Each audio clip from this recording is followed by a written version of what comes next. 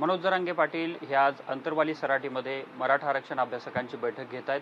माझ्यासोबत स्वतः मनोज जरांगे पाटील आहेत. काय सांगाल पाटील, आता तुम्ही रुग्णालयातून तात्पुरता डिस्चार्ज घेऊन आलात आणि आज बैठक घेत आहेत, काय मुद्दे असणार आहेत? आपण पाठीमागे 29 जुलैलाच घोषणा केली होती की 16 ऑगस्टला सगळ्या महाराष्ट्रभरातल्या प्रत्येक जिल्ह्यातल्या प्रत्येक तालुक्यातल्या जे मराठा अभ्यासक आहेत यांनी सगळ्यांनी अंतरवालीला या.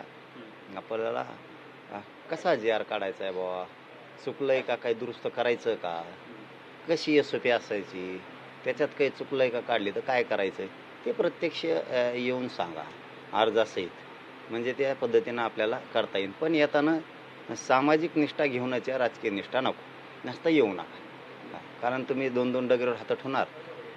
तिकडून राजकारण्यांना खुश करण्यासाठी तुम्ही आंदोलनावर बोलणार, तुम्ही JRवर बोलणार, चांगला असला तरी बी राजकारण्यांना खुश करण्यासाठी तुम्ही बोलणार, वाईट असला तरी बोलणार. समाज हितासाठी तुम्हाला जितकं तळमळ करता येईल, एकनिष्ठ समाजाशी जितकं राहता येईल तितकं चांगलं. हे याच्यातून आता उघडं पडत. काही समन्वय, काही अभ्यासक इतके जीवाचा आटापिटा करतायत मराठा समाजाचं कल्याण व्हावं म्हणून, पण आता काही ना ती दोन दोन खोडी आहेत. चांगलं असलं तरी राजकारणी खुश करायचा, इकडं आंदोलनात पण राहायचं, तिकडं जाऊन पुन्हा म्हणायचं की मी बरोबर केलं का नाही, त्यांच्यात जाऊन विस्कटीलं का नाही, म्हणजे नेता खुश केला. ते त्यातल्याने इकडं नीट घालायची. गेल्या तुमचं आंदोलन सुरू झाल्यापासून अनेक JR निघाले, ज्यामध्ये SABC मध्ये तुम्ही पाठीमागे काही लोक बोलले की OBCच्या ज्या सवलती आहेत त्या देखील लागू कराव्यात. त्या सगळ्या गोष्टी आजपर्यंत लागू झाल्यात का, आणि किती JR निघाले, किती JRची आजपर्यंत अंमलबजावणी झालेली नाही? जे JR निघाले त्याची सगळ्याची 29 ऑगस्टला अंमलबजावणी करायला लावणार. जे झाले नाहीत त्यांची पण करायला लावणार, आणि जे काढायचे JR राहिले ते बी काढून लगेच अंमलबजावणी करायला लावणार.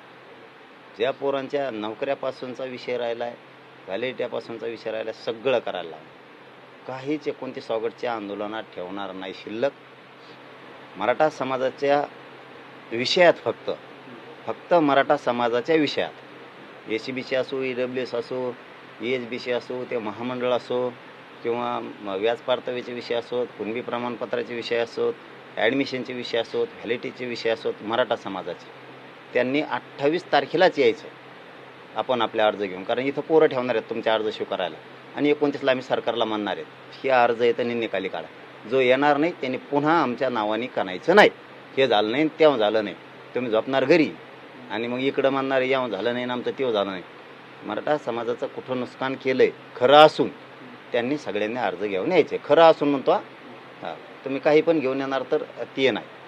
आजपर्यंत तुम्ही उपमुख्यमंत्री शिंदेच्या बाबत कधीही बोलत नव्हतात, मात्र आता उपमुख्यमंत्री शिंदे असतील किंवा देवेंद्र फडणवीस यांच्याबाबत तुम्ही उघड नाराजी आता व्यक्त करताय. काय नेमकं असं घडलंय मागच्या काळामध्ये? शेवटी शिंदेंना एवढा जीव लावायचा, मराठा समाजाने तळ हातावर उचलून धरायचं, त्यांच्या मंत्र्यानं शिरसाटणी रद्द करायचे, व्हॅलिट्या त्याला घुमरीची साथ घ्यायची, आणि त्यांच्याच मंत्र्यानं, शिंदेंच्याच मंत्र्यांना आम्ही एकनाथ भाईशिवाय त्यांना बोलत नाहीत ना. आणि तुमचे मंत्री प्रमाणपत्र रद्द करणार, आंदोलनं सुद्धा उभा करणार. असं का? आंदोलनं पण उभा करणार का तुमचा मंत्री? असं का? असं आहे का? थोड्या दिवसाचा आनंद आहे सरकार म्हणजे. हो, इतकी चाल खेळणार का तुम्ही? कुठल्या मंत्र्यांनी नेमकं हे आंदोलन आणि कुठलं त्यांच्या विरोधात आंदोलन उभं केलं? त्यांना सगळं माहिती,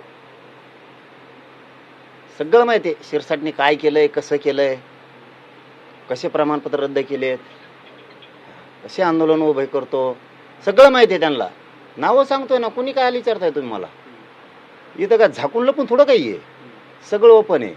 तुम्हाला सत्याचा आनंद मराठ्यांनी दिला, आणि शिंदेचे मंत्री मराठ्यांच्या विरोधात काड्या करणार, गरिबांचं वाटोळं करणार. आम्ही सुद्धा वाटोळं करतो ना, तुमचं काही अडचण नाही. आता पश्चिम महाराष्ट्राचा तुमचा दौरा संपलाय, मराठवाडा किंवा विदर्भ दौऱ्याची आज तुम्ही घोषणा करणार? नाही, आज घोषणा नाही होणार. आज ते काय म्हणतात त्याला, सगळा दौरा दादा टाकतील. ते कसं आहे काय, पण आता समाजाला एक गोष्ट लक्षात घ्यावं लागेल. ताप प्रचंड आहे, अंग इतकं दुखतंय, कारण 3 दिवस माझं दौऱ्यात दुखत होतं. मी तसंच गोळ्यावर त्याच्यावर औषधावर धकवलं. की होईल पण ते काय अंदाजा दिसला नाही म्हणून ॲडमिट झालो. जर तब्येत बरी राहिली 100% येणार. विदर्भात बी जाणार, मराठवाड्यात जाणार, पश्चिम महाराष्ट्र बी अर्धा राहिला आहे, ते येऊन करायले. आमच्याकडे या मावळचा पट्टा, पुणे, जुन्नरचा पट्टा, इकडचा अलीकडचा फलटणचा पट्टा, हे सगळं बेल्ट राहिला आहे याच्या करमाळ्यापासून. ते सगळे परेशान करायला लागले की याचं तब्येत बरी राहिली तर मी नक्की येणार, पण नाही राहिली तर माझ्या मायबाप मराठा समाजाच्या गोरगरिबाच्या लेकरासाठी जर मी नाही आलो तर जबाबदारी तुमच्या खांद्यावर घ्या पोरांनी सगळ्या.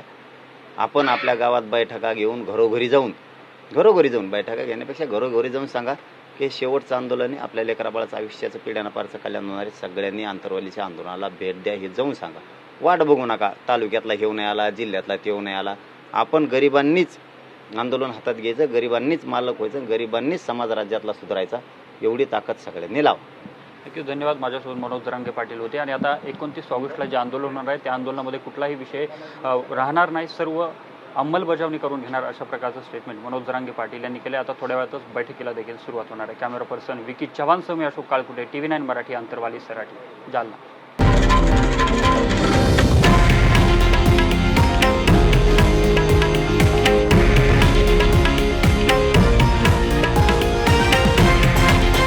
हे आहे देशातील नंबर 1 न्यूज नेटवर्क आणि आपण पाहत आहात TV9 मराठी, एकमेव.